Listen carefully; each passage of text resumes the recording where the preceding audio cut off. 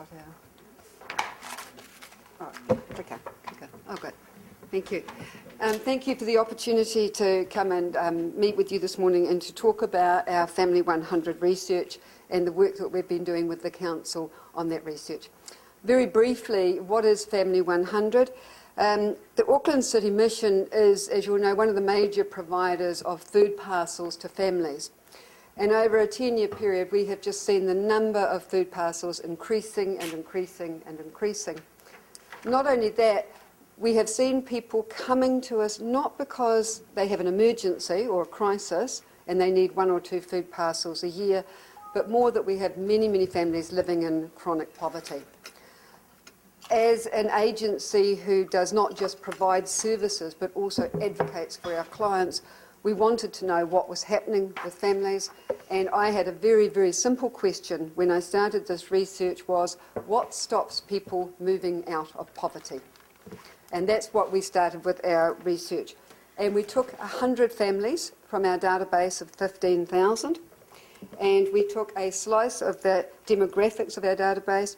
So 100 families, 40% were Maori, 25% Pacific Islander, 22% European, and the rest were of other ethnic groups.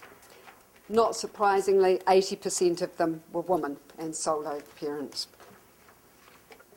We met with these people over a period of 12 months and interviewed the families every 2 weeks for 12 months. So 26 interviews of 100 families, so you can imagine the amount of data that we have recorded and transcribed from meeting with our families. With the families, we looked at every area of their lives. We looked at justice, we looked at housing, we looked at communities, we looked at family structures, we looked at offending, and we asked the people really deep and personal questions. One of the very important things about this research is we've talked to families and they've given us their private stories, which are quite different to their public stories. The public story is when you go to WINS and you ask for a benefit and you asked if you're in a relationship, you say no. You asked if you've got any other family members living with you, you say no. The private story is that often you're living in overcrowded housing and that the situation is quite different. So we were talking to families about their private stories. We used tools that were quite different. We didn't ask a series of questionnaires and we did things what we call mapping.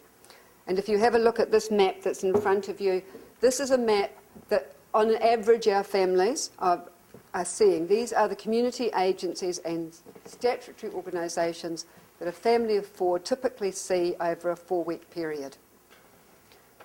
If you can imagine moving around 45 different agencies, getting your needs met over a very short period of time, you can see actually that it's a very complicated landscape of services, and it's actually very, very difficult for families to negotiate those services. This is not atypical of most of the families that we saw. We did things like mapped people's debt. And if you look at this one, there's very, very typically of the families that we see, they have huge amounts of debt to a large number of financial institutions and finance companies, clothing trucks, and other sort of weekday pay finance companies. They use this debt because there's nowhere else to actually get money from. So the Family 100 work that we did and the research we did, we are now producing a number of pieces of work. And I'm not going to go through in full detail about every area. It's not the opportunity to do that at the moment. Our first thing that we produced was a book called Speaking for Ourselves, which was launched a couple of weeks ago, where it actually takes the stories of the families living in poverty, of the 100 families, and some of the things that we found out about them. We then partnered up with the council, which has been a fantastic venture, so that we could mine this information more fully and in a different way. So the family stories are very powerful, but what we need to do is understand how we can intervene, where is the best place to intervene, what are the processes people are dealing with, and how we can actually as organisations, work together to make the landscape more simple for families and to make opportunities for families to work and move out of poverty.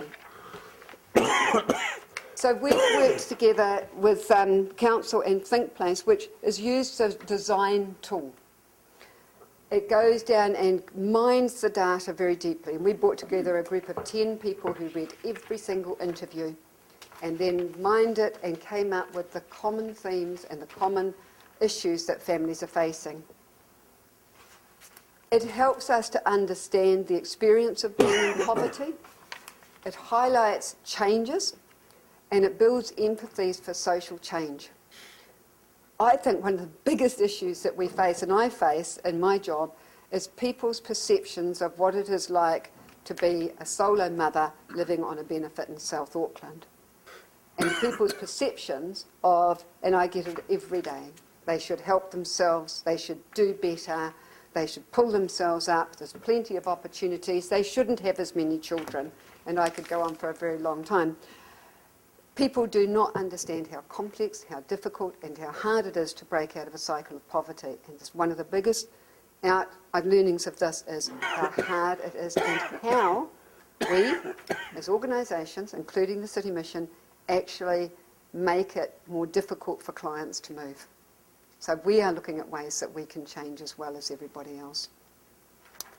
Some of the things that we found were around housing. I guess I've worked in this area for many, many years, but I was just appalled to hear the stories of families' housing. Rats, vermin, water running down the walls, cold, no curtains, just as common as. Not letting your children outside because your environment isn't safe. The food scarcity. Families who go from one food bank to another, because they just don't have any money in the first place. And that every food bank sends them to a budgeting agency, and every WINS agency sends them to a budgeting agency. And families just traipse between one place and the other, seeking food, spending hours on it. But employment, although it's seen as a driver for getting out of poverty, is also seen as a way for being in debt. The number of people that went on courses that had no relevance to them whatsoever, that had really poor outcomes, that we're funding and making them take out loans against for jobs that there's no jobs available or they're on unstable contracts. And the debt, that people have little choice to be in the amount of debt that they are. And once you're in debt, debt incurs debt, and it's a vicious cycle and people just can't get out of that. So you will see the tool that you have in front of you demonstrates some of those complexities, the difficulty of getting food and how a family will get a benefit one day and actually that's the day you can have food, but that it might take 7 hours to go to work and income, to be told you can't have food, to go to a food bank to be told you need to go back to work and income, to pay for the bus and to go home and still have empty cupboards. Just as an aside, as a result of that, the City Mission have been looking at the way that we do our work, and we're changing the way we have food banks. We're embedding our food banks in other organisations rather than being standalone. And we are finding ways to make it easier for families to access the food and the services that they need. So that's been a really good example with food and how we can do differently. You will see on your maps the journeys around housing, and you will see on your maps the journeys about employment and debt, and the demonstrated ways of where there are points that families struggle, and perhaps the ways that we can work together to change that. This is a marvellous opportunity for government and local government to actually look at how complex it is to be poor, to look at ways that we can make a difference as organisations and that we can work together to put better things in place, I think, for families to enable them to move on. Dale, do you want to? I'd just like to add a couple of things. One is that we were keen to collaborate with the mission because we saw this as a really exciting and innovative research project that really got to understand the lives of some of the poorest people living in Auckland And also we wanted to mine those stories for what were the informal support systems that helped people living in poverty. So where did friends and family, neighbours fit in? Where did parks and libraries and community development fit in? Because they're all things that the council has some ability to support with. So in this tool, which was the collaborative piece of work that we did with the mission, mining those interviews, you'll see that as well as social services, there's a mapping of all the things that offer support for people living in poverty. And I'd just like to highlight one example from the mapping, which relates to another presentation you'll be hearing about this morning.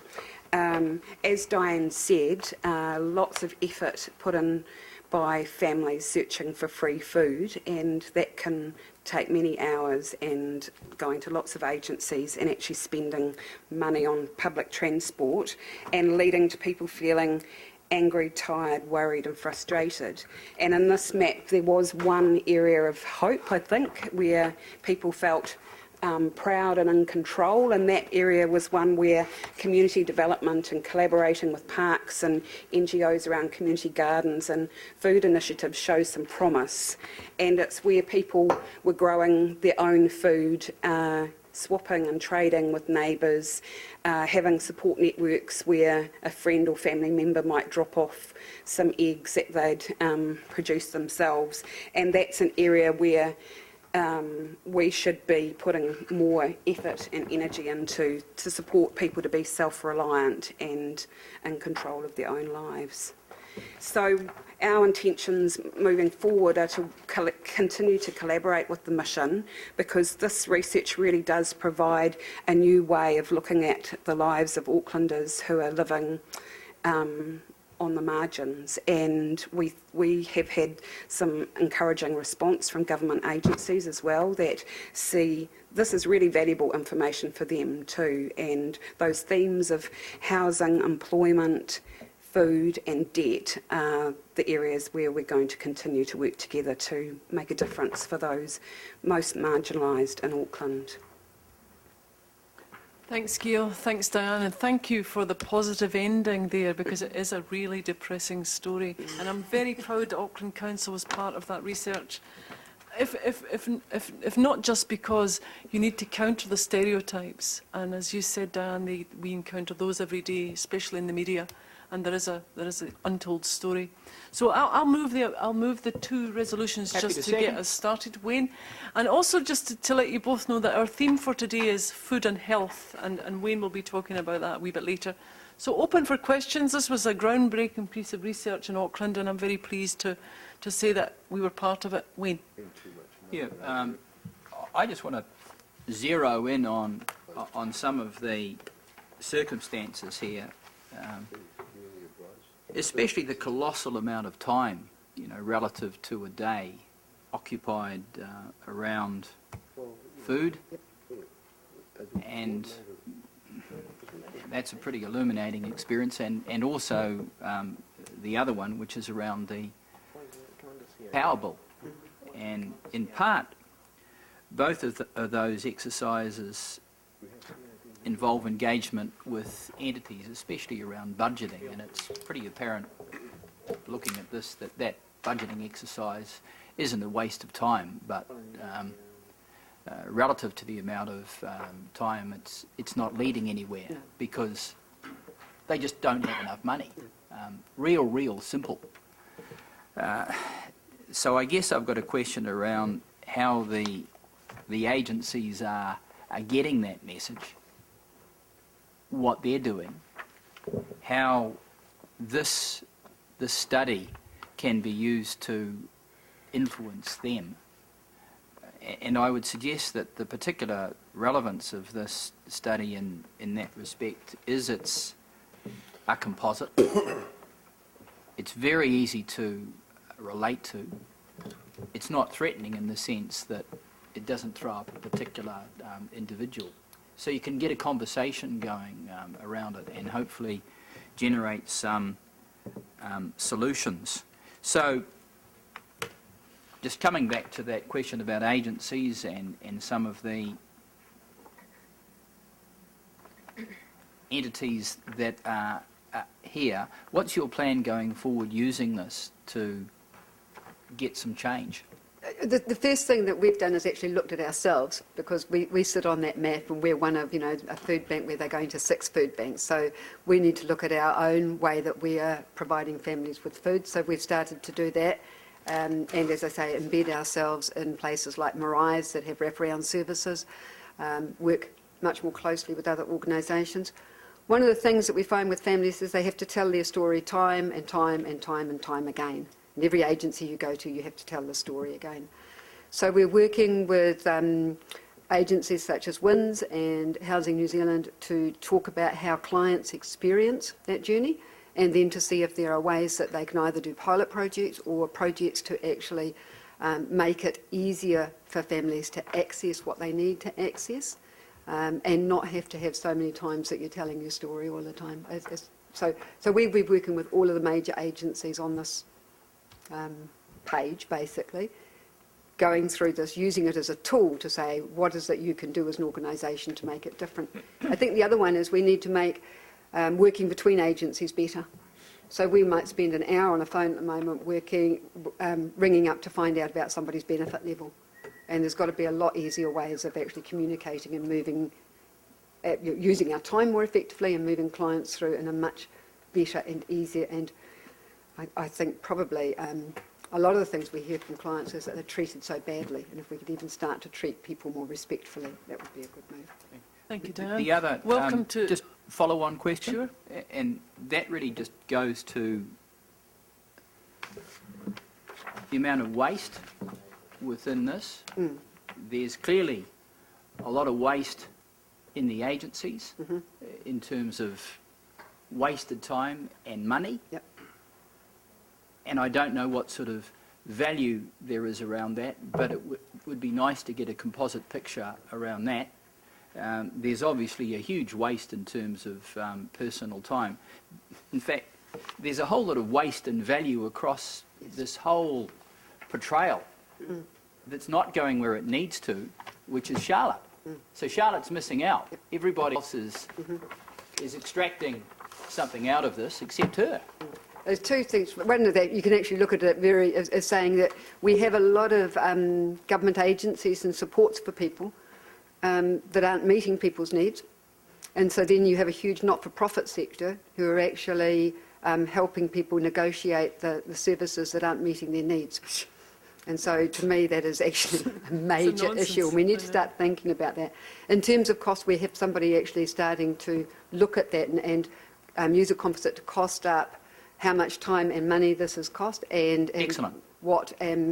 what we're also losing in value for doing that. So that's the next step on this. And what's the timing on that? We haven't got one. We're just negotiating with the person. Like most of the work we're doing, we can only do this when people provide resources for us, because we have limited resources at doing it. This piece with the council is fantastic. I do have somebody who's volunteered to come in and do that next piece of work, so I haven't got a timeline. Thanks, Dan. Welcome to Councillor Watson. We understood that you were stuck on the motorway. John. Yeah, thank you.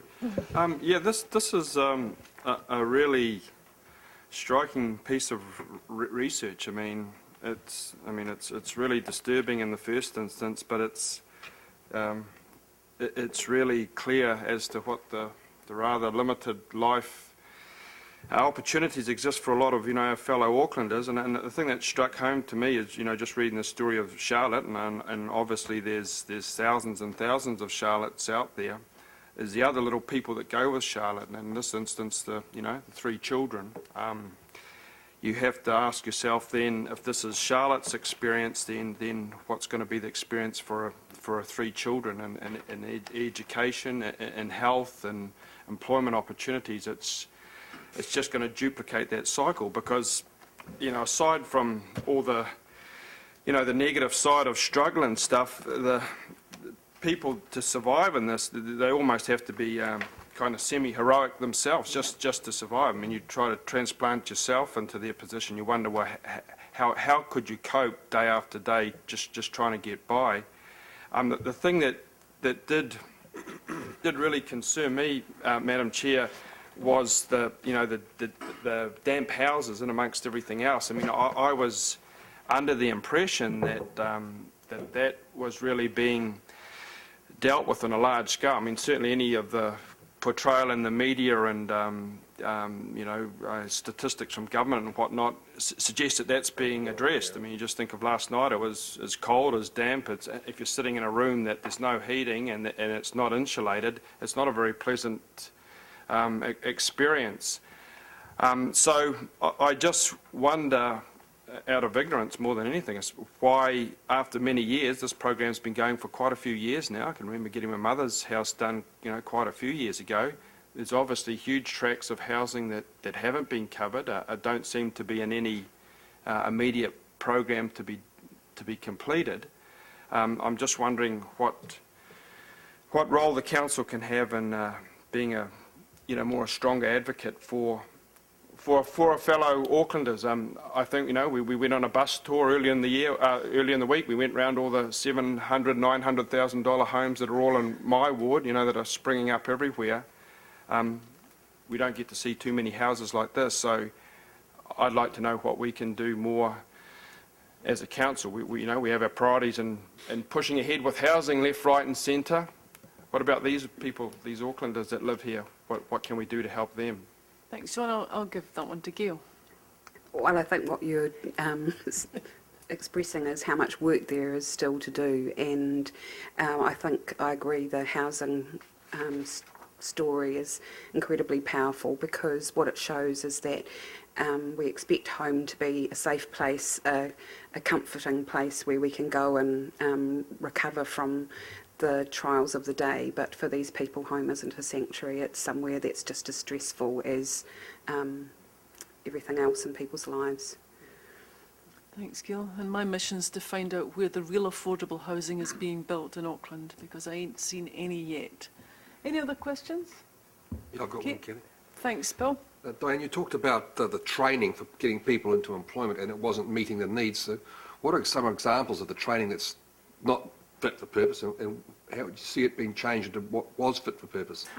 I think we see a lot of, and we see a lot of our clients, homeless clients, and that, who end up on hospitality courses and bar training courses, and then they actually, a lot of them, their presentation skills aren't good enough to actually get a job, because they don't have the proper presentation skills. But also the jobs that they get are part-time, 0-hour contracts, so they're on call. And so it's a very unstable employment environment for them. But then they've already incurred the debt of doing the course. So I would suggest, if we're spending money paying people to run courses, we should have better outcomes for longer-term employment opportunities. Because I just think it's appalling that people incur a $15,000 debt when they're on a benefit for a course that really isn't going to give them a return on that investment. But we do it because we say that they have to do it. So there's got to be some looking at that. And a good example of training you think would actually give a positive outcome? Well, I think that's part of what we need to be looking at with businesses and communities, and saying where are employment opportunities, what are the skills that we need, and then starting to think about training in those areas. So the Southern Initiative one with the 200 absolutely cadets doing a year is a good start? Yeah, absolutely. In the trades? Excellent. And I think we can use this research too for the strand of the Southern Initiative around local jobs for local people, and tailor much more something that's going to help those people get something meaningful. So we've got meetings already set up with the Ministry of Social Development to talk about the findings of this research and how they could adapt what they fund to support people more effectively. So again, Madam Chair, if I may, so those trading sort of things like the Southern Initiative is based in the south, to remove some of the wastage that we're hearing about with transport costs and time, if we had those sort of training initiatives on smaller scales dotted around Auckland, there would be a far better outcome than having one or two big ones, do you think? Well, it's in places where people can also work, because one of the issues, of course, if you're living, if you're poor, you're living much further out. Yeah. You're paying more for your transport, so you're getting doubly punished, to come into very low-paying jobs that are not reliable. So we realistically, when it's not even where the training is, but once people have got jobs, the closer they are to home, the better they are. We'll use this information to help design more effective services and training, because it does highlight where the waste is and what needs to be designed specifically for the people most affected. And the great thing about this research and what the mission have done is they've put the people affected at the centre, not the agencies, but the people's lives. Thanks, Diane. Thanks, Gail. I've moved. Is there a seconder for the 2 recommendations? Thanks, Wayne. All those in favour? Against?